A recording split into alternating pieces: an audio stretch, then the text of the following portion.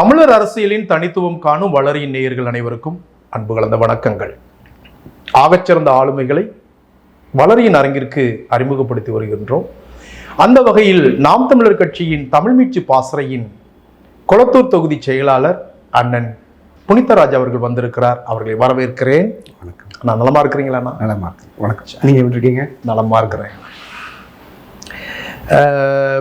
நாங்கள் ஆட்சிக்கு வந்தால்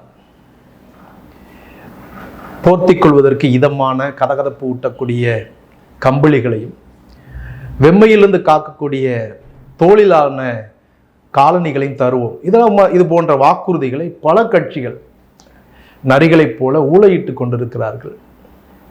இது அறியாமல் ஆடுகளும் தலையாட்டி கொண்டிருக்கிறது. போர்த்திக் கொள்வதற்கான ரோமம் எங்கே இருந்து கிடைக்கும், தோல் எங்கே இருந்து கிடைக்கும் என்று தெரியாமல் ஆடுகளும் தலையசைத்து கொண்டிருக்கிறது. போலியான வாக்குறுதிகளால் நிரம்பி ததும்பி வழிகிறது இன்றைய அரசியல் சூழல். உங்களுடைய தமிழினுடைய மீட்சிக்காக உங்களுடைய அமைப்பு என்ன செயல்பாடுகளை முன்னெடுத்து வருகிறது? இப்போ தமிழை சொல்லி ஆட்சிக்கு வந்த இந்த திராவிட முன்னேற்ற கழகத்தை தான் தமிழர்கள் பெரும்பாலும் நம்பி வாக்கு செலுத்தினாங்க. இதில் என்னென்னா, அவங்க முழுக்க தமிழ் மொழியை அழிப்பதற்காகவே பல வேலைகளை செஞ்சுருக்காங்க. எப்படி சாத்தியம்? எப்படின்னா, உங்களுக்கு ஒரு எடுத்துக்காட்டே சொல்கிறேன் பாருங்களேன். இப்போது பாரிஸ் இருக்குது. பாரிஸ் வந்து இப்போ நம்ம சென்னையோட தலைநகர் கிட்ட சென்னையிலே இருக்கோம். அங்கே வந்து யானை கவுனி அதை எலிஃபென்ட் கேட்டுன்னு மாற்றுவார்கள். ஆனால் அங்கேயே பிராட்வேன்னு ஒன்று இருக்கும், அதே ஊர், அதை அகல வழி பாதைன்னு மாற்ற மாட்டாங்க. இது மாதிரி பல ஊர் பெயர்களும் தெரு பெயர்களையும் நான் ஒரு எடுத்துக்காட்டு, இது இன்னும் நிறைய இருக்குது. ஆங்கிலத்தில் வேண்டுமென்றே மாற்றுவாங்க. தங்கசாலையை மின்ட்டுன்னு மாற்றுவாங்க. ஆனால் அதுக்கு நிகராக கெனால் ரோடுன்னு வந்தால் அது கால்வாய் சாலைன்னு மாற்ற மாட்டாங்க. இது போல் நிறைய. இப்போ எங்கள் பக்கத்தில் வந்து தாமரை குளம்னு இருக்கும், அதை வந்து லோட்டஸ் பாண்டுன்னு மாற்றுவோம். சரி. இப்போ நான் பெயர் சொல்ல யாராவது மாற்ற முடியுமா? நல்ல தம்பிங்கிறத குட் பிரதர்ன்னு யாராலையும் மாற்ற முடியாது. பெயர் சொல் தான். இவங்க ஏன் அதை திட்டமிட்டு மாற்றுறாங்கன்னா, இது தமிழருடைய அடையாளம் இருக்கக்கூடாது. இப்போது அண்ணா நகர் இருக்கு இல்லைங்களா, இது வந்து வேலங்காடு, உண்மையான ஊர் பேர் வந்து வேலங்காடு. இவங்க என்ன பண்ணுறாங்கன்னா, அது அண்ணா நகர். உண்மையிலே நகர்ன்றது இந்தியாவிலேயே ஒரு மாநிலத்தில் நகர்ன்னு இருக்கிற ஊர்கள் வந்து தமிழ்நாட்டில் தான். யாதும் ஊரே யாவரும் கேளு, அப்படிதான் நம்ம தமிழ் அடையாளமே ஊர்கள் தான். கோடம்பாக்கத்தினுடைய பெயருமே புலியூர் தான். ஊர் தான் தமிழர்களுடைய ஒரு இடத்தினுடைய குறிப்பிடுறது தான் ஊர் தான். ஆனால் இவர்கள் நகர்ன்னு யார் மாற்றினாங்கன்னா, விஜயநகர பேரரசு. எப்போ இங்கே இந்த விஜயநகர வாரிசுகள் முதல்ல ஆரம்பிச்சது என்னமோ இங்கே அண்ணா நகரில் தான். அந்த முதல்ல ஆரம்பிச்சதுலேருந்து நம்ம தமிழர்கள் என்ன நினச்சிட்டாங்க, ஊர் பேரை வந்து குறிப்பாக மொத்தத்துலேயுமே நகர் மாற்றிட்டாங்க. நகர்ன்றதே ஒரு வடமொழி தான். ஊருக்கு தான் ஊர் பேர் தான் நகர்ன்றது வடமொழியில். இவங்க வந்து இந்த விஜயநகர வாரிசுகள் வந்து இது மாதிரி ஒன்று பேரை மாற்றுவாங்க, ஊர் பேரை மாற்றுவாங்க. அப்புறம் தமிழர்கள், குறிப்பாக இங்கே தமிழர்கள் சென்னையில் வாழ்கிறாங்க.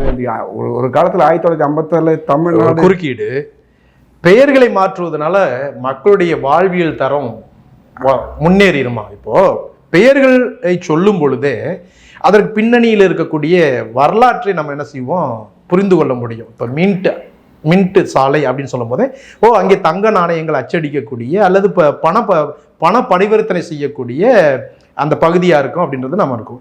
இப்போது இது வந்து இந்த ஊர்களுடைய பெயர்களை மாற்றுறது, நாங்கள் ஆட்சிக்கு வந்து அதை மாற்றுறது இதை மாற்றுறன்றது ஏறத்தாழ பாரதிய ஜனதா கட்சியினுடைய வர்ணம் மாதிரி இதில் இருக்குது. ஏன்னா அயோத்திக்கு பிரக்யா ராஜ்னு மாற்றிருக்கிறாங்க. இப்போ நீங்களும் அது போலவே பாரதிய ஜனதா கட்சியினுடைய சற்றும் குறையாம நீங்களும் அது போல இந்த வரலாற்றினுடைய காரியங்களை எல்லாம் இருட்டடிப்பு செய்வது போல இல்லையா? இல்லை, நாங்கள் இப்போ நம்மளுடைய அதனுடைய ஒரு உண்மைத்தன்மையாக இருக்கிறத விட்டுட்டா பிரச்சனை இல்லை. இவங்க ஏன் மறைக்கணும், ஒரு ஊர் பெயரை ஏன் மறைக்கணும்? அதே மாதிரி இங்கே இருந்த மக்கள் இருக்காங்க, சென்னை பூர்வக்குடி மக்களை வேண்டுமென்றே வெளியேற்றுறாங்க. ஏன்னா இது ஒரு காலத்தில் வந்து சென்னை வந்து ஆந்திராவுக்கா தமிழ்நாடுக்கா அப்படின்ற ஒரு ஒரு தேர்தல் வந்து இப்போ ஒரு பூர்வக்குடி மக்களுடைய வாரிசுகள் தான் இப்பயுமே அவங்க வந்து இங்க இருக்கக்கூடிய தமிழர் அல்லாதவர், குறிப்பாக தெலுங்கர்கள் சொல்றாங்க, சென்னையை நாங்கள் வந்து உங்களுக்கு பரிசாக இனாமாக கொடுத்திருக்கிறோம்னா. இப்போ என்னன்னா அதனுடைய ஒரு ஒரு ஒரு திட்டமா தான் இவங்க என்ன பண்றாங்கன்னா, இவங்க தான் இந்த அந்த சென்னை வந்து ஆந்திரா தமிழ்நாட்டோட இணைஞ்சதுக்கு காரணம் இந்த பூர்வக்குடி மக்களோட வாரிசுகள் தான். இவங்க தான் வாக்கு செலுத்த அன்றைக்கி அந்த சென்னை இருந்தது. அதனால் இங்கே தமிழர்களுடைய அடையாளம் இருக்கிறதால தான் அப்படின்றது குறிப்பாக திமுக அதை செஞ்சுட்டு தான் இருக்கிறாங்க. ஒரு முறை ஆட்சிக்கு வந்தாலும் சிங்கார சென்னைன்னுவாங்க. சிங்கார மதுரை இல்லையா, சிங்கார திருச்சி இல்லையா, ஆனால் சிங்கார சென்னைன்ற பேரில் திட்டமிட்டு தமிழர்களின் பூர்வக்குடி மக்களை இந்த சென்னையிலேருந்து வெளியேற்றுறது ஒரு மொத்தத்தில் அதுதான். சிங்கார சென்னைன்றதுல நீங்கள் என்ன ஒரு உள்நோக்கம் இருக்குது சொல்லுங்க. அதை அழகுபடுத்துறதான்னு நினச்சேன். உண்மையிலே நிறைய இந்த சென்னையில் வந்து 46% தெலுங்கர்கள் தான் அப்போத்திருந்தே இருந்துட்டு இருக்காங்க. இவங்க என்னன்னா, இவங்க வந்து இப்போ ஏரி குளங்களெல்லாம் நீங்கள் ஆக்கிரமிச்சது வந்து தமிழ் மக்களுக்காக இல்லை. இவங்க ஆட்சி அதிகாரத்தில் இருக்கும்போது ஏரி குளங்கள் இருக்கா, இப்போ ஒரு ஆள் ஊர்லேருந்து வராரு, ஒரு ஆந்திராலேயோ கேரளாலேருந்து வந்தால் ஒரு நிலம் வாங்கணும்னா அவங்களுக்கு கஷ்டம். சரி, அப்போ நிறைய அப்போ அந்த காலத்தில் வந்து தமிழர்கள் தான் நிலம் வச்சுருந்தாங்க. இப்போ புதுசாக இப்போ நம்மக்கிட்ட ஆட்சி அதிகாரம் வந்துச்சு, அங்கே போனால் அண்ணாதுரை இருக்காரு அப்படின்னு ஆந்திராவிலேருந்து கூட நிறைய பேர் வரும்போது அவங்களுக்கு நிலம் இல்லாமல் போது இவங்க என்ன பண்ணுறது, இந்த மாதிரி ஏரி குளங்களை ஆக்கிரமித்து கரையோரங்கள்லாம் குடியிருது. அங்கே இருக்கிற ஒரு சில இந்த தமிழ் மக்கள் இருப்பாங்க, அந்த கவுன்சில் அவங்களுக்கு ஒரு இடம் 2 இடம் கொடுத்துட்டு மீதி எல்லாமே இவங்களுடைய. ஏன்னா இவங்க இப்போ எப்படி மம்தா பானர்ஜி சொல்லுவாங்க, வங்காளிகளை பங்களாதேஷ்லேருந்து ஆட்களை கூட்டு வந்து ஓட்டு எண்ணிக்கை இப்போ வட இந்தியர்கள் நுழைக்கிறாங்க இல்லையா. இல்லை, நம்முடைய இந்திய பாரத பிரதமரே அவர் தெளிவாக சொல்லியிருக்கிறார். இப்போ சிஏஏ இந்த சட்டங்களை கொண்டு வந்தது, குடியுரிமை சட்டம் கொண்டு வந்தது, வெளியிலேருந்து வரக்கூடியவர் எல்லாருமே தங்களுக்கு நன்றியுணர்வுகளோடு ஒரு ஓட் பேங்கை கிரியேட் பண்ணுறதுக்காக உருவாக்குறதுக்காகத்தான் அவங்களெல்லாம் வெளியிலேருந்து கொண்டு. இது மோடிக்கு இவங்களுக்கு அதுக்கு மூலகர்த்தமே இவங்க தான், திராவிட கட்சிகள் தான் தன்னுடைய சென்னையில் ஓட் பேங்க். அது என்றைக்கும் பாருங்கள், சென்னை வந்து திமுகவின் கோட்டையாக இருக்குன்னு சொல்கிறாங்க. எம்ஜிஆர் காலத்தில் இருந்தோ ஜெயலலிதா காலத்தில் சென்னையில் மட்டும் இவங்க ஜெயிச்சு தான் இருப்பாங்க. ஏன்னா சென்னை வந்து திமுகவுடைய கோட்டை. ஏன்னா இவங்களுடைய மக்கள் வந்து இவங்க ஒரு காலத்தில் இறக்குனது அப்புறம் வேற இருந்து கையில் ஆட்சி அதிகாரம் தன்மை வாயிலிருந்தே வருது. சென்னை அப்படின்னும் போது 3 பாராளுமன்ற தொகுதி, ஒன்று வட சென்னை, தென் சென்னை, மத்திய சென்னை இல்லையா. ஸோ இந்த தமிழர் அல்லாதோர் இங்கே வந்து பெரும்பான்மையாக வசிக்கிறாங்க. அது அவங்களுடைய கோட்டை தான். நம்ம இந்த கோட்டையில் எப்படி நீங்கள் ஓட்டை போட போகிறீங்க நாம் தமிழர் கட்சி? இதில் என்னென்னா, இவங்க தெளிவாக நம்ம ஆள் நமக்கு தான் ஓட்டு போடணும்னு பிற மொழியாளர் இருக்கிறாங்க. ஆனால் தமிழர்கள் என்னன்னா, ஒன்று கலைஞர் நல்லா வசனம் எழுதுறாரு, கலைஞர் நல்லா தமிழ் கதையெல்லாம் வசனங்கள் அவருடைய எழுத்துக்கள்லாம் நீங்க வாசித்து விளம்பரம், எம்ஜிஆர் நல்லா பண்ணாரு அப்படின்ற மாதிரி உங்களுக்கு ஒரு குறிப்பிட்ட தமிழ் மக்கள்லயே ஒரு குறிப்பிட்ட சாரார் என்ன பண்ணிடுறாங்க, அவங்களுக்கு வாக்கு செலுத்திடுறாங்க. இதனால அவங்க கரெக்டா தங்க ஆளு அப்படின்ற மாதிரி. ஆனா இப்ப மாறிட்டு வந்துச்சு. ஓஹோ, நீங்க இது நாள் வரைக்கும் நாங்களை வந்து ஏமாத்திருந்தீங்க, இப்ப தமிழ் மக்களுக்கு தான் தமிழர்களை ஆளணும் அப்படின்ற ஒரு தமிழர்களுக்காக இருப்பாங்க அப்படின்ற உணர்வு வந்து விழிப்புணர்வு வந்து தமிழ் மக்கள்கிட்டயே வந்துச்சு. அதனால நான் இன்னும் ஒன்று இந்த கேள்விக்கானதான் இன்னொன்று நான் ஒன்று சொல்லிடுறேன். ஏன் இப்போ சீமான் அவர்களின் அசுர வளர்ச்சி தமிழ் மக்களிடையே பெரிய விழிப்புணர்வுனா, இப்போ வந்து 1947 இந்தியாவில் உள்ள எல்லா தேசிய இனங்களும் விடுதலை அடைஞ்சிச்சு. ஒரு இந்தியா விடுதலைன்னா அந்த தேசிய இனங்களுடைய பங்களிப்பு இருந்துச்சு. இந்திய துணைக்கண்டத்தில் தெலுங்கர் ஆந்திராவை ஆளத்துக்கான உரிமை கிடைச்சிது. ஆங்கிலேயர்களை வெளியேற்றிவிட்டு மலையாளிகள் கேரள மண்ணை ஆளுகிறார்கள். ஆங்கிலேயர்களை வெளியேற்றிவிட்டு கன்னடர்கள் கர்நாடக மண்ணை ஆளுகிறார்கள். ஆனால் தமிழ்நாட்டை மட்டும் ஆங்கிலேயர்கள் வெளியேற்றிவிட்டு இவர்கள் எல்லோரும் ஆளுகிறார்கள். தமிழரால் ஆள முடியல. எதுக்கு இந்த மாதிரி? அப்போது நம்ம வந்து ஒரு விடுதலை உணர்வோட ஒரு தேசிய கொடி ஏற்றுறோம். அவங்க ஏற்றுனா அது ஒரு நியாயம் இருக்குது. ஒரு மலையாளி எம்ஜிஆர் வந்து தேசிய கொடி ஏற்றுறது சென்ட் ஜார்ஜ் கோட்டையில் நம்ம சட்டமன்ற வளாகத்தில் இருக்கிற ஒரு மலையாளி வந்து ஏற்றுறது நமக்கு எப்படி சுதந்திர தினமாகும்? ஒரு கன்னட ஜெயலலிதா ஒரு தேசிய கொடி ஏற்றுறது. மக்கள் வாக்களிக்கிறாங்க. இது ஒரு ஜனநாயக நாடு. யார் அறுதி பெரும்பான்மை பெறுகிறார்களோ அவர்கள் வந்து வெற்றி பெறுகிறார்கள், அவர்கள் கொடியேற்றுகிறார்கள். உங்களுக்கு இதுல என்ன எரிச்சல்? அப்படி கிடையாது. சொந்த மண்ணின் மக்கள், அன்னை தெரசா கூட இருக்கட்டும் ஐயா, தொடர் இப்போ அன்னை தெரசா கூட இருக்கட்டும், வந்தாங்க 4 பேருக்கு நல்லது செஞ்சாங்க. அப்படி ஆள்ற உரிமை வந்து அந்த தேசிய இனத்தின் உரிமை. அதுல நீங்க அவரு நல்லவர், அவருக்கு ஆள்வதனால நீங்கள் என்ன இழந்தீர்கள் அதை சொல்லுங்க. இழந்ததுன்னா இந்த மாதிரி ஒரு இப்போ இருக்க இப்போ ஸ்டாலினுடைய ஆட்சியிலேயே தமிழ் சொன்னாரு. இப்போ வந்து அவருடைய 9 அமைச்சர் பிற தெலுங்கர்கள். இப்போ இவங்க என்ன பண்றாங்க? நீங்க தான் சொல்றீங்க 46 விழுக்காடு தெலுங்கர்கள் இருக்கிறாங்க. அப்ப 46க்கு 9 சென்னையில மட்டும்தான் 46. சரி, சென்னை அல்லாத மற்ற பிற நகரங்களையும் சேர்த்துக்குங்க. 10% இருப்பாங்க. மொத்தத்தில் 10% தெலுங்கர்கள் இருப்பாங்க. ஆனால் அவருடைய அமைச்சர்கள் வந்து 9 அமைச்சர். நம்ம சீமான வந்து என்ன சொல்கிறாங்கன்னா இனவெறியாளர் அப்படின்னு சொல்கிறாங்க. ஆனால் உண்மையிலேயே இனவெறியர். மோடியே ஒரு இனவெறியாளர். எல்லாம் நினைக்கிறாங்க மதவெறியர், பார்ப்பன அடிமை, பார்ப்பன அடின்னு சொல்கிறாங்க. ஆனால் உண்மையிலேயே மோடி வந்து குஜராத்தி இனவெறியர். எப்படின்னு கேட்டீங்கன்னா, நான் கேட்ட கேள்விக்கு பதில் சொல்லாம நீங்க மோடி பக்கம் நழுவுறீங்க. திமுக வந்து செய்த அவர்கள் வந்து மலையாளி எம்ஜிஆர் கொடியேற்றுறதை அனுமதிக்க முடியாதுன்றீங்க. கலைஞர் கருணாநிதியினுடைய மகன் வந்து கொடியேற்றுவதை அனுமதிக்க முடியாது, அவர் ஒரு தெலுங்கர், இவர் ஒரு மலையாளின்னு நீங்க சுட்டி காட்டுறீங்க. அப்படின்னா இவர்கள் உங்களுக்கு என்ன அப்படி தீமையை செஞ்சு? அடிப்படை ஒரு மனித மாண்பு, அதாவது மனித உரிமை. அது என் நிலத்தை நான் ஆளணுன்றது மனித உரிமை. அது சரி, இது வந்து அதை ஏற்கிறேன். என்ன அதனுடைய அடிநாதத்தையே நீங்கள் இது பண்ணிடுறீங்க. அதை மாற்ற முடியாது. என்னுடைய உரிமை. அதை நல்லவனோ கெட்டவனோ அது நாங்கள் முயற்சி பண்ணி பார்ப்போம், நல்லவங்களோ கெட்டவங்களோன்ட்டு. நாங்கள் ஒரு நல்ல தமிழ். சரி, இப்போ இங்கே இல்லைங்க, நீங்கள் ஆளணும். இதை நான் வந்து நீங்கள் மட்டுமில்லை, உலகத்தில் இருக்கிற எல்லாருமே ஏற்பாங்க. உங்கள் குடும்பம், உங்கள் நிலம், உங்கள் வீடு, நீங்கள் ஆளுகை செய்வது ஏற்பாங்க. ஆனா இங்கே ஸ்டாலின் ஐயாவோ அல்லது எம்ஜிஆர் போன்ற தமிழர் அல்லாத பிற மொழியினர் இங்கே மக்கள் வாக்களித்திருக்கிறார்கள், ஆளுகை செய்கிறார்கள். ஆளுகை செய்யும் போது என்ன குறை கண்டுபிடிச்சீங்க? குறை கண்டுபிடிக்கல. இதுவே அந்த மக்கள் கிட்ட நாங்க சொல்றோம், இது வந்து தவறு. உலகத்தில் அந்தந்த இனத்தான மக்கள் தான் அவங்க. இதனால என்னென்ன இழப்புன்னா அதை சொல்லுங்க. மொழி கேட்கிறேன். எங்களுடைய மொழி அழிஞ்சு போச்சு. இன்னைக்கு எந்த தெருவுலையும் எங்கேயுமே ஆங்கிலம் தான் இருக்குது. இது ஒரு அபத்தமான குற்றச்சாட்டா இல்லையா? திமுகவை எதிர்க்கிறோம் என்கிற பேரில் அவர் தமிழுக்கும் தமிழருக்கும் செய்ததை வந்து நீங்க எப்படி அள்ள தட்ட முடியும்? தமிழுக்கும் தமிழர்களுக்கும் அவர் என்ன செஞ்சாரு எனக்கு ஒன்றும் புரியல. இல்ல, நீங்க தான் சொல்லணும்.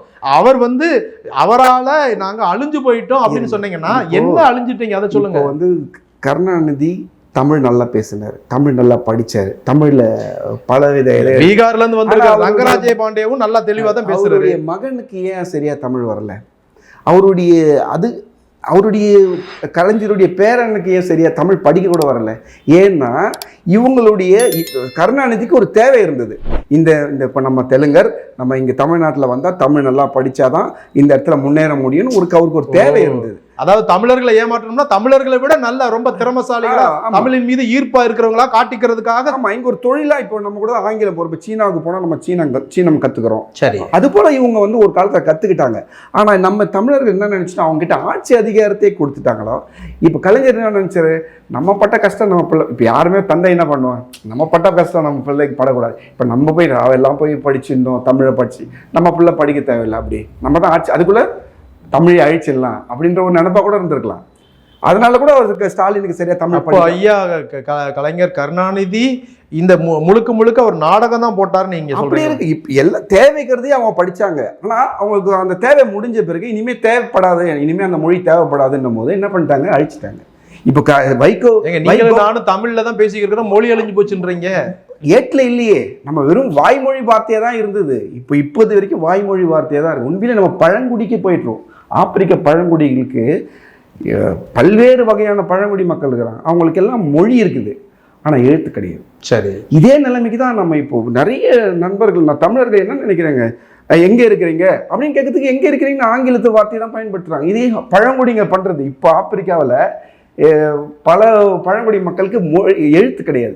அதனால அவங்க சொல்ற வார்த்தையை ஆங்கிலத்திலயோ, பிரெஞ்சுக்காரன் ஆண்ட இப்போ சியரோலியன்லாம் பிரெஞ்சு ஆண்டர், அதில் பிரெஞ்சு மொழியில தான் அவங்களுடைய மொழியை வந்து அதே அந்த நிலைமையை நோக்கி தமிழர்கள் இழுத்துட்டு போயிட்டாங்க.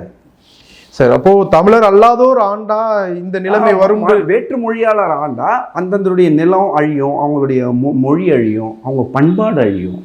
இதனால தான் நாங்கள் சொல்கிறோம். இது ஒரு விதமான பிரிவினை அரசியல் மாதிரி தெரியலையா? ஏன் நல்லவர்கள் ஆண்டா அவங்களுக்கு பத்தாதா?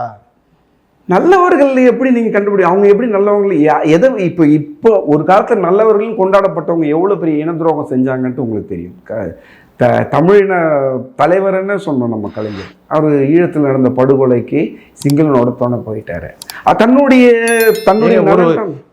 தன்னுடைய தான் செத்தாலும் பரவாயில்லன்னு சொல்லிட்டு இங்கே மெரினா கடற்கரையில வந்து அவர் வந்து கட்டுல போட்டு அகனே படுத்துட்டாரு, உண்ணாவிரதம் இருந்தார். நீங்க அவர் வந்து துரோகம் செஞ்சுட்டாரு. நாடகம் தான் இப்ப தெரிஞ்சுதானே. இப்போ சீமான் போன்ற தமிழ் தேசிய எழுச்சி எப்படி வந்தது? இது போன்ற இல்ல கருணாநிதியோட உண்ணாவிரதத்தை நீங்க கொச்சப்படுத்தாதீங்க. கண்டிப்பா அது கொச்சையா நடந்ததை கொச்சைப்படுத்த தான் முடியும். எவ்வளவு கீழ்த்தரமான செயல்! அதை விட உலகத்துல எந்த நாடகமும் இருந்திருக்காது. அவர் உண்ணாவிரதம் இருந்துதான் அந்த போரையும் யுத்தத்தையும் அவர் நிறுத்தி இருக்கிறார். நீங்க வந்து எடுத்த எடுப்புல இப்படி பேசுறீங்க. இளைய தலைமுறைக்கு இப்ப இருக்கிற இளைய தலைமுறைக்கு தெரியாது. அந்த கம்ப்யூட்டர்ல தட்டி பட்டத்தை கூகுள்ல போட்டா தெரியும் இவர் என்ன மாதிரி நாடகம். சரி, இவர் நாடகம் போட்டாருன்னு சொன்னா இதெல்லாம் தெரியாமையா ஒரு காலத்துல ஐயா ராமதாஸ், ஐயா அண்ணன் திருமா போன்றவர்கள், அவரோட அண்ணன் வேல்முருகன் கூட இவர்கள்லாம் கூட்டணி சேர்ந்திருக்கிறாங்க. இதுக்கு நீங்க நாடகம் போடுறாருன்னு கருணாநிதி மேல குற்றம் சாட்டுறீங்க. கருணாநிதியோட மகனையும் நீங்க விட்டு வைக்கல. ஆனா இவங்கெல்லாம் உங்களுக்கு முன்னத்தி ஏறுகள், ராமதாஸ், திருமாவளவன்லாம், இவங்க எப்படி அவ்வளவு தூரமா மதிக்கட்டு தர்றாங்க? இப்போ ராமதாஸ், திருமாவளவன் உங்களுக்கு நல்ல வேலை நீங்க ஞாபகப்படுத்துனீங்க. இப்போ அமெரிக்காவுக்குள்ள வந்து அடிமைகளை எடுத்துட்டு போனவங்களுக்கு தெரியுமா? ஆப்பிரிக்காவில் இருந்து அடிமைகளை வந்து அமெரிக்காவுக்கு எடுத்துட்டு போவாங்க. வெள்ளையர்கள் என்ன பண்ண எடுத்துட்டு போய் அங்கே வேலை செய்ய. இந்தியாவில இருந்துமே போனாங்க. இந்தியாவில இருந்து குறைஞ்சுதான் நான் சொல்றது. ஆப்பிரிக்கா அடிமைக்கு தான் நிறைய நிறவரி அப்படின்லாம் வந்ததால சொல்றேன். எல்லாம் நம்ம இன்றைய வரைக்கும் வரலாறு என்ன சொல்லுதுன்னா, வெள்ளையர்கள் பிடிச்சிட்டு போனாங்க கருப்பர்கள். கண்டிப்பா இல்லை. வெள்ளையர்கள் போய் கப்பல்ல போய் அந்த ஓரமா நிற்பாங்க கடற்கரை ஓரத்துல. ஒரு 10 கருப்பர்களை கூப்பிடுவான். கொஞ்சம் நல்ல வாட்ட சாட்டமா இருக்கு ஒரு கருப்பர்களுக்கு ஒயின், மது பாட்டில், அப்புறம் கோதுமை இதெல்லாம் கொடுத்து இவனுங்களை காட்டுக்குள்ள உள்ள போயிட்டு பிடிச்சிட்டு வர சொன்னான். யார? இந்த கருப்பர்களே சக குடிகளை. ஆமா, இவனுங்க உள்ளெல்லாம் போய் சண்டை எல்லாம் போட முடியாது. ஏன்னா பெரிய நிலம் ஆப்பிரிக்கா. இவனுக்கு என்ன பண்ணுவாங்க, போயிட்டு நீ வந்து இவ்வளவு பேரை கூட்டிட்டு வந்து கொடுத்துருப்பா, நான் உங்களுக்கு இவ்வளவு கொடுக்குறேன் அப்படின்னு வெள்ளையர்கள் என்ன பண்ணுவாங்க, இந்த வாட்ட சாட்டமா இருக்கக்கூடிய கருப்பர்கள் போய் உள்ள போய் பிடிச்சிட்டு வந்து அவன் வந்து ஒரு 100 கருப்பர்ல பிடிச்சிட்டு வருவான். அவங்க ஒண்ணு சேர்ந்து 100 கருப்பர்ல பிடிச்சி இந்த கப்பல்ல ஏத்துவாங்க. சரி, இப்ப ஏத்தினோடனே இந்த உணவு தானியம் இதெல்லாம் இந்த கருப்பர்கள் வாங்கிப்பாங்க. இப்போ இந்த இடத்த முடிஞ்சோடனே இன்னொரு பக்கம் வேற பக்கம் போவாங்க. இவ்வளவு தூரம் நீங்க திருமாவளவனே இந்த இல்ல உங்க கதையை புரிஞ்சுக்கிட்டேன் சொல்ல வரல. அதே போல இன்னொரு பக்கம் போவாங்க. இத மாதிரி இதேதான் இவர்கள் பாமக ராமதாஸோ விடுதலை சிறுத்தைகளோ என்ன செய்யறாங்கன்னு நினைக்கிறீங்க? இவர் வந்து திராவிட தெலுங்கு லாபிக்கு வந்து இவர் வந்து ஆட்களை பிடிச்சிருக்காரு. விடுதலை சிறுத்தைகளை புரோக்கர் வேலை பார்க்கறாரா? நீங்க அப்படி நினைச்சுக்கிட்டாலும் சரிதான். இல்ல அதுதானே, இவங்களுக்கு வயிறு நிரப்பி கொடுத்துட்டா இவன் வந்து இவருக்கான வேலையை அவர் செஞ்சு கொடுக்குறாங்க. திருமாவளவன் திராவிட தெலுங்கருக்கு தமிழர்களை பிடிச்சி எப்படி ஆப்பிரிக்க அடிமைகளை வந்து ஆப்பிரிக்கர்களே பிடிச்சின்னு போய் வெள்ளக்காரங்கிட்ட கொடுத்தாங்களோ அதே போலதான் திருமாவளவன் செய்யறாரு. அதே போலதான் இவரும் செய்யறாரு. இப்போ இவரு திராவிட தெலுங்கருக்கு செய்யறாரு. அவர் வந்து மத்தியில் இருக்க பார்ப்பன அடிமை மோடிக்கு பாமக ராமதாஸ் ஆட்களை பிடிச்சு கொடுக்குறாரு. இதனால என்ன ஆகுது, தமிழர்களுக்கு வந்து ஒரு ஒரு ஒரு உறுதியான தலைவர் இல்லை. யாராவது என்ன பண்றா, கூட்டிட்டு போய் தன்னுடைய லாபத்துக்கு போய் வித்துடுறாங்க.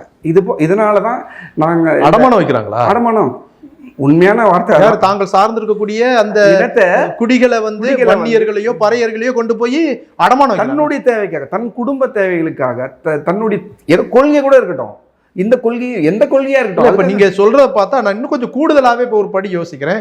விடுதலை சிறுத்தைகள்ன்ற கட்சியவே ஆதவ் அர்ஜுன்ற அந்த தெலுங்கர்கிட்டே கொண்டு போய் கட்சியும் அடமானம் வைக்கிறாரு. எனக்கு என்னமோ அது அவங்களுடைய நீங்க சொல்றத பார்த்தா திமுகவுடைய உள் நுழைவு தான் இது இருக்குது. ஏன்னா இப்போ விடுதலை சிறுத்தைகள்ல இருந்து பெரும்பாலான ஆதிக்குடி தமிழர்கள் வந்து நாம் தமிழர் கட்சி தான் ஆதரிக்கிறாங்க. அப்படியா? ஆமா, நிறைய மக்கள் வந்து வர. இது வந்து இவங்களுக்கு திமுகவுக்கு பிடிக்கல, திருமாவளவனுக்கும் பிடிக்கல. ஆனால் அவர் என்ன செய்யறது, கையேறு நிலையில இருக்காரு. ஏன்னா அதுக்கு நிறைய இப்போ இவங்களை மாநாடுன்னா நிறைய பேர் கூட்டிட்டு போகணும், இப்போ பணம் கொடுக்கணும், செலவு. அதனால திருமாவளவனால முடியாது.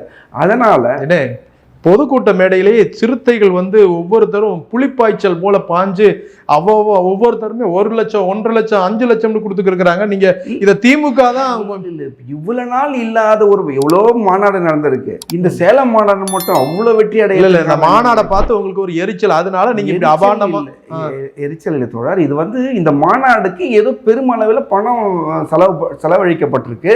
அந்த பணம் வந்து இந்த ஆதவ அர்ஜுன் அதை கொடுத்துருக்காரு.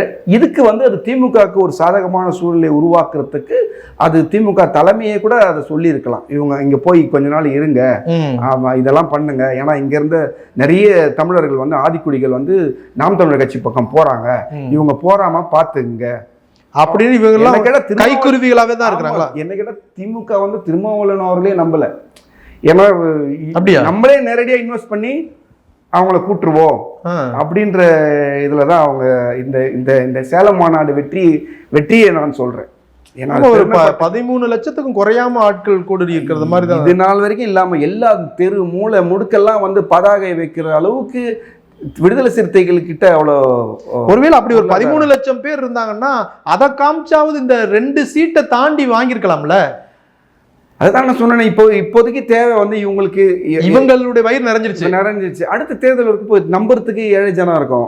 அவங்க எது வேணா அப்படி அந்த இன்னைக்கு 2 தொகுதியுமே தனி தொகுதியை தவிர வேற கொடுக்க மாட்டாங்களா? இன்னைக்கு திருமாவளவன் அனுப்பிட்டு நாளைக்கு வந்து ராமதாஸ் பக்கம் நிக்கலாம், ராமதாஸை கூட்டுக்கலாம்.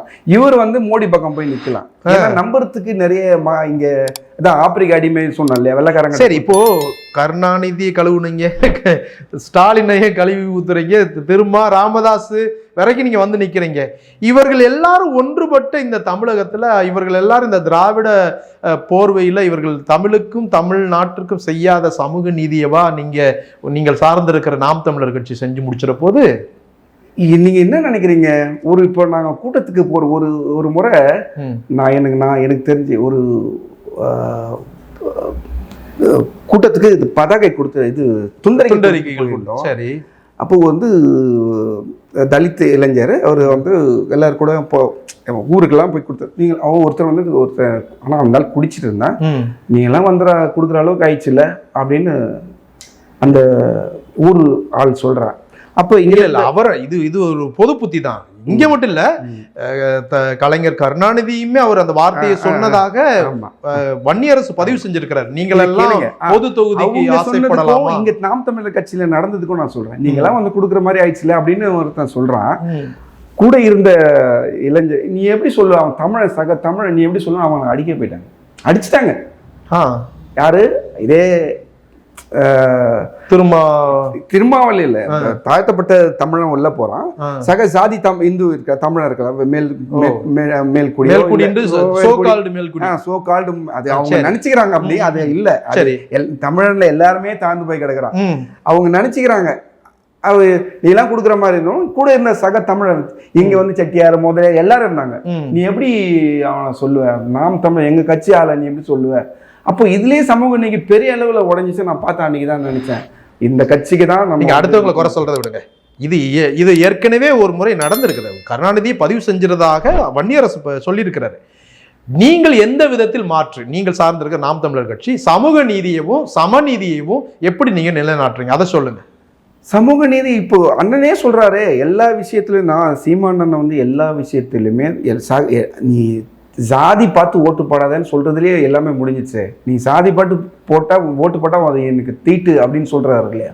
அதுலேயே உங்க அடிப்படை எல்லாருடைய மனநிலையும் வந்து சமமாயிடுது.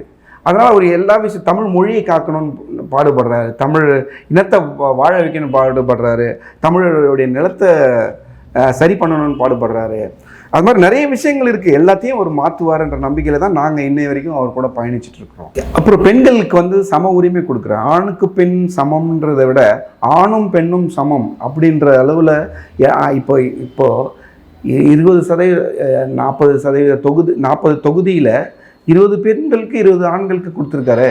இது வந்து ஒரு வெறுமனே வாய் வார்த்தையோ வாய் ஜாலமோ இல்லை, அதை நேரடியாக செய்கிறாரு. அதை வந்து வெளிப்படுத்துறதுக்கு கூட இந்த ஊடகங்கள் தயங்குது. அது என்னவோ தெரியல. நாம் தமிழர் கட்சியுடைய கொள்கையில் வந்து இவங்க திமுக அதிமுக கொள்கையில் பரப்புகிற மாதிரி பாஜகவுடைய கொள்கையை பரப்புகிற மாதிரி இந்த ஊடகங்கள் வந்து வெளியில் சொல்கிறது இல்லை. அது எதுக்காகன்னு எங்களுக்கு ஒன்றும் புரியல, இன்னை வரைக்கும் புரியல. இந்த இடத்துக்கு தான் வரணும்ன்றது. ஸோ சொல்லுக்கு முன் செயல் அப்படின்றத நீங்கள் வந்து நிலைநிறுத்துவதாக சொல்கிறீங்க. அது நானும் பார்க்குறேன், அது உண்மைதான், ஏற்கிறேன். பாலின அடிப்படையிலையும் சம விகிதம் சரிவிகிதத்தில் நீங்கள் ஒரு வாய்ப்பை கொடுத்துருக்குறீங்க. அதே போல் சாதிய ஒடுக்குமுறைகளுக்கு சம்மட்டி அடி கொடுக்கும் வகையில் சாதி பார்த்து ஓட்டு போடணும், நீ வர்றியா போற்றாதேன்றே சொல்கிற அளவு அப்படி ஒரு துணிச்சல் வந்து நாம் தமிழர் கட்சிக்கு இருக்குது, உண்மைதான். ஆனால் பொதுத்தளத்தில் என்ன பேசிக்கிறாங்கன்னா, நீங்கள் பாரதிய ஜனதா கட்சியினுடைய பி டீம்னு எல்லாரும் பேசிக்கிறாங்களே. பாரதிய ஜனதா கட்சிக்காகத்தான் வேலை செய்யறீங்க, ஓட்டுக்களை பிரிக்கிறது தான் உங்க வேலையே, உங்களுக்கு கொடுக்கப்பட்ட அஜெண்டாவே அதுதான் சொல்றாங்க. பாரதிய ஜனதாவோட பி டீம்னா அப்போ இதுக்கு பாரதிய ஜனதாவை முதல்ல கொண்டு வந்து எச் ராஜாவை முதல்ல எம்எல்ஏ வாக்குனது திமுக அப்போ என்ன டீமாக இருக்கும்? முதல்ல ஆரம்ப புள்ளி எதுக்கு? தமிழர்களுடையோ தமிழ் நாட்டினுடைய அழிவுக்கு ஆரம்ப புள்ளி எதுவாக இருக்கும்னா கண்டிப்பாக அது திமுகவில் தான் போய் முடியும். ஏன்னா அனைத்து நாசகார திட்டங்களும் இப்போ இருக்கிற மதவாத பிரச்சனைகளுக்கும் காரணம் முதல்ல அவங்க தான் பாஜகவை ஆதரிச்சாங்க. சரி, இப்போ நாங்கள் தப்பு பண்ணிட்டோம், இனிமே நாங்கள் அவங்க கூட கூட்டணி ஒருபோதும் கிடையாது. இது இனிமேலும் இந்த திமுகவையோ இல்லை திராவிட கட்சிகளையோ தேசிய கட்சிகளையும் நம்புறதுக்கு தமிழ் மக்கள் தயாராக இல்லை. மற்றவங்க 1000 சொல்லுவாங்க, தமிழ் மக்கள் தயாராக இல்லை.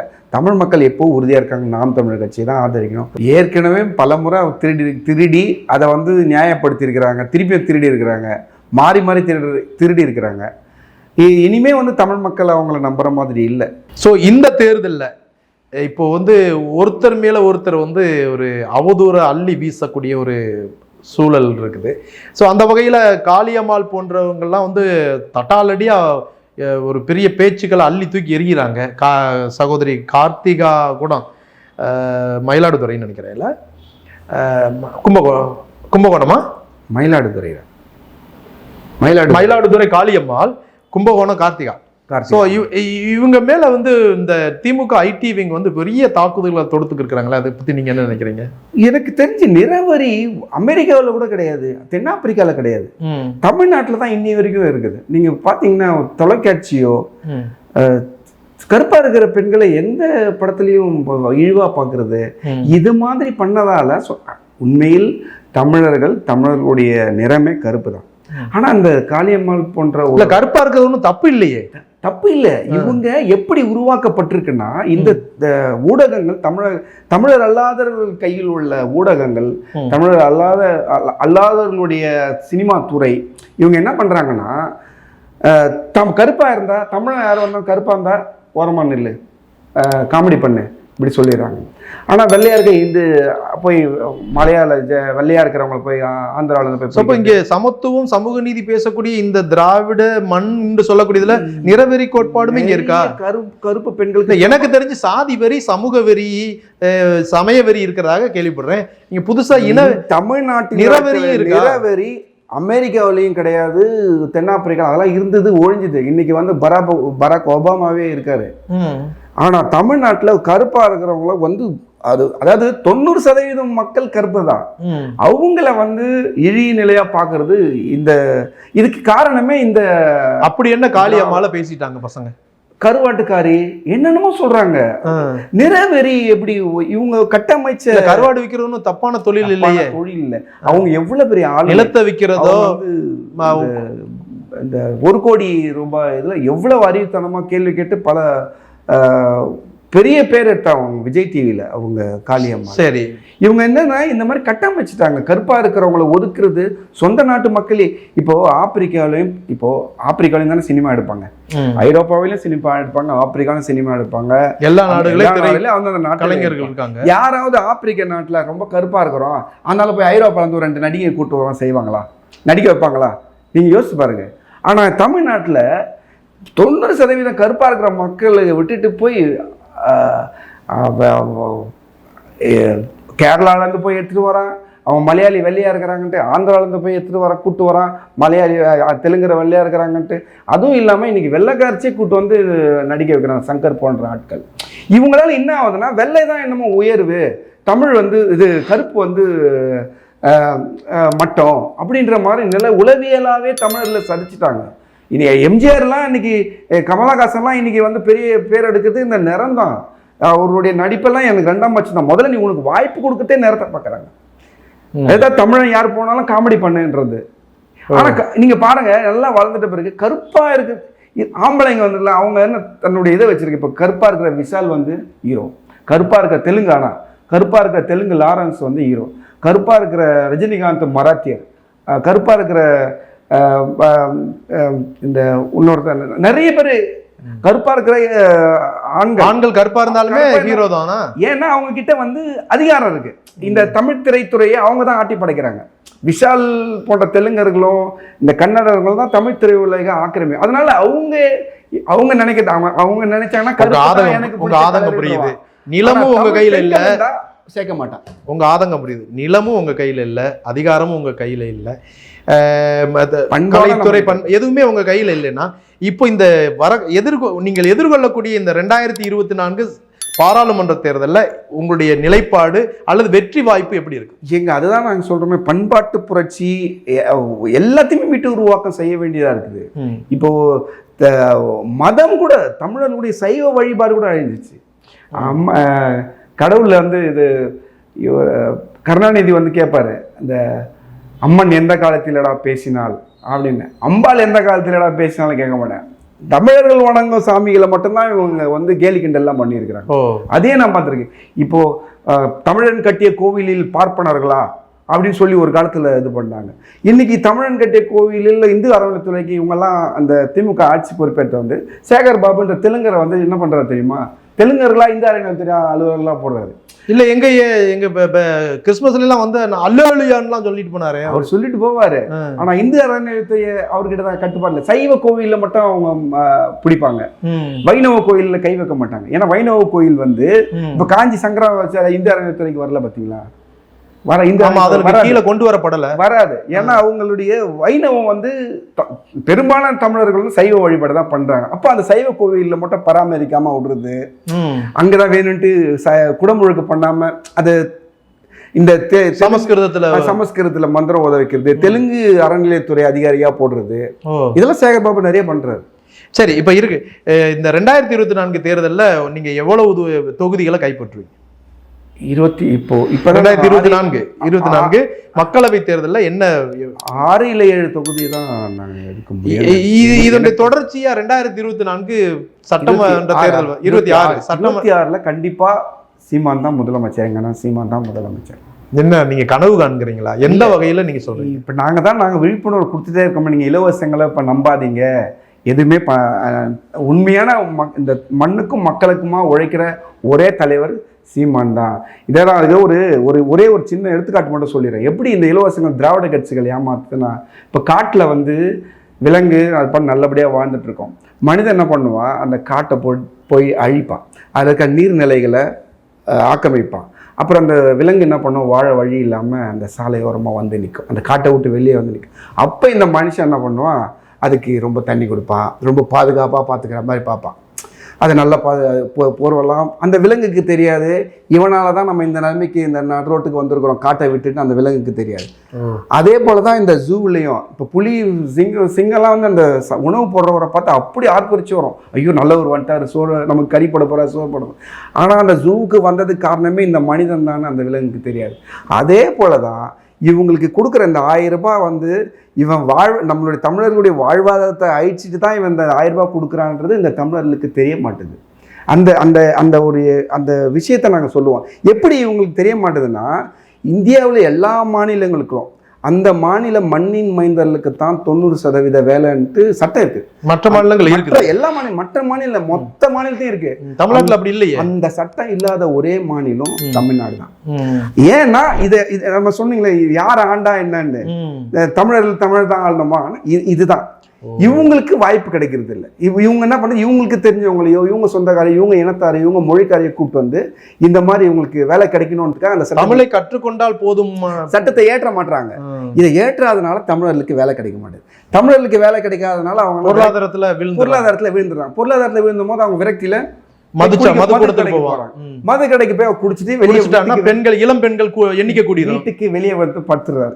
இவங்க என்ன பண்றது, ஒரு அரசாங்க நடத்த சொல்லி நம்ம ஓட்டு போட்டா இவங்க குடும்பம் நடத்துறாங்க. ஒரு வீட்லயும் போய் அவன் பொண்டாட்டிக்கு 1000 ரூபாய் கொடுக்குறேன்றது, அவன் பொண்ணுக்கு வந்து ஆண்களை எல்லாம் குடிக்க வச்சுட்டு பெண்களுக்கு 1000 ரூபாய் கொடுத்து, அவன் பொண்டாட்டிக்கு 1000 ரூபாய், அவன் பொண்ணுக்கு வந்து கல்யாணம் இலவச தாலிக்கு தங்கம் கொடுக்கறது, இலவச இது இதை குழந்தை பிறந்துட்டா கிஃப்ட் இது கொடுக்கறது. இது வந்து கிம் ஜாங் ஒன்று தெரியுமா உங்களுக்கு, இந்த வடகொரிய அதிபர் முதல் முறை இவங்க தாத்தா, இப்போ இருக்கிற அதிபருக்கு தாத்தா முதல்ல அப்படிதான் புரட்சிலாம் பண்ணாரு. புரட்சி பண்ணிட்டு மக்களுக்கு நானே உங்களுக்கு எல்லாம் செய்கிறேன் அப்படின்னு சொல்லிட்டு உங்களுக்கே வீடு கட்டித்தரேன் எல்லாம் செஞ்சு முதல்ல அவங்கெல்லாம் சம்பளம்லாம் வாங்கிட்டு இருந்தாங்க. அந்த ஆள் வரத்துக்கு முன்னாடி இந்த ஆள் வந்து என்ன பண்ணா, ஒரு 5 வருஷம் நல்லா நானே உங்களுக்கு வீடு கட்டித்தரேன் அப்படின்னு எல்லாம் பண்ணிட்டாங்க. இவரே பண்ணுறாரு எல்லாமே அப்படின்னு சொல்லிட்டு ஒரு 5 வருஷம் போச்சு. நான் தான் உங்களுக்கு எல்லாமே செய்கிறேனே, உங்களுக்கெல்லாம் சம்பளம் எதுக்கு நிறுத்திட்டாரு.